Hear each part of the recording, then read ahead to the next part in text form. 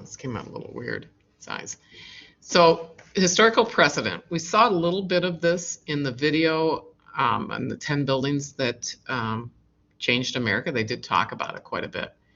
So historical precedence means you're taking an idea or a concept from a previously constructed building and using it as inspiration for yourself. So one of the things they talked about in the film was the Virginia State Capitol. We'll see a picture of that in a minute. But does anybody remember what this building is? I think I've shown it to you before. The Louvre, or the Louvre. Yep, the Louvre. So this was here was the original historic building, and I.M. Pei was the architect. He was a Chinese American architect, and born in China and an American citizen. He created this new entry space, and what did he use as inspiration for that? He used the pyramids of Giza, right? Or pyramids in Egypt. So you can definitely see where he got his inspiration from, right? So that's using historical precedence, using an idea or a form. And these were meant to be imposing and grand and making you feel small, sort of like what that does right there. All right, another example was, does anybody remember this building from the video? That video is going to keep coming back to haunt you. I can't remember the building, but he designed it for his mother. Yes. But the architect's name is the name of the building. So you guys are going to need to go back and remember some of those names. So this is the Venturi's mother's house. And he designed this for his mother. A lot of architects get their first commission for their mothers. So what was his inspiration? Does anybody remember what his inspiration was for this building? Didn't he say he wanted it to be like a childlike building? Or like a child's drawing. Exactly. Good. Yep.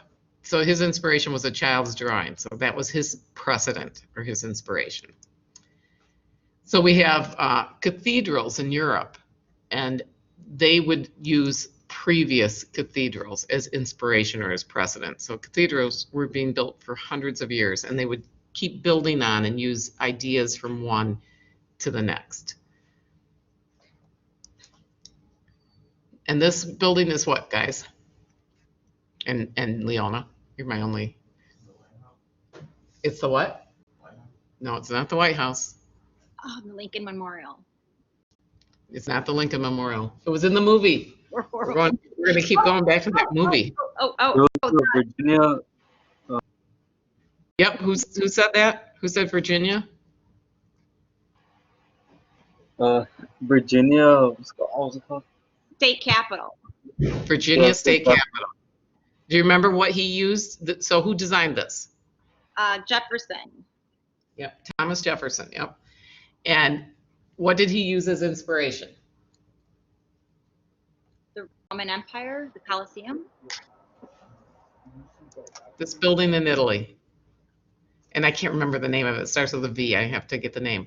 So you can see if you look at that building, it's not an exact copy. He changed the columns. He did some different things, but he took his inspiration for there. So he used this as precedence.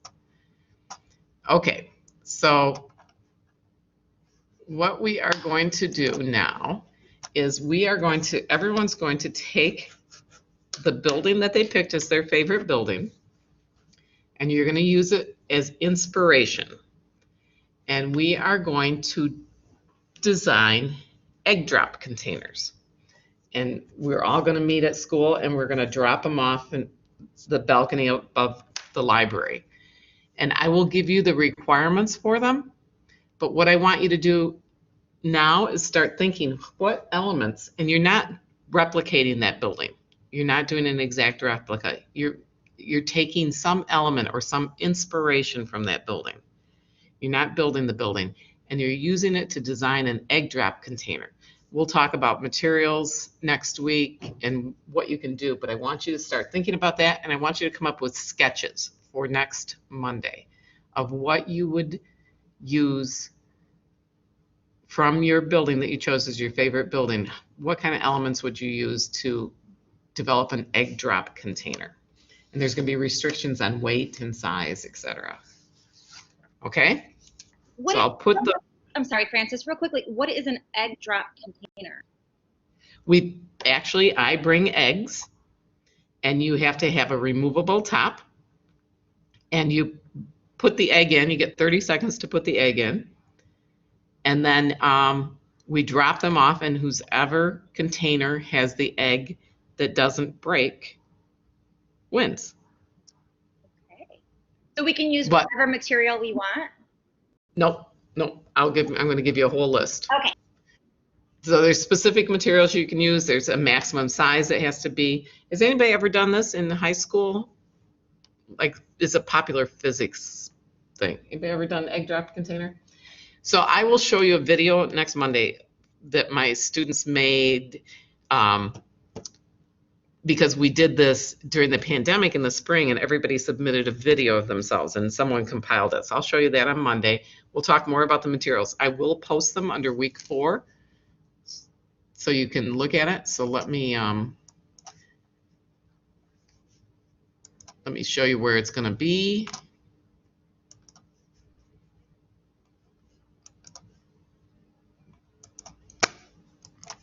So here's our architecture materials. So if you go to course materials, there's each week, and I post the different items. Like under week 3 was the walking tour and our drafting assignments. Week 4 is this week. So I will post all of the egg drop stuff here, and then we're going to have this other drafting assignment. So that's where that will be posted.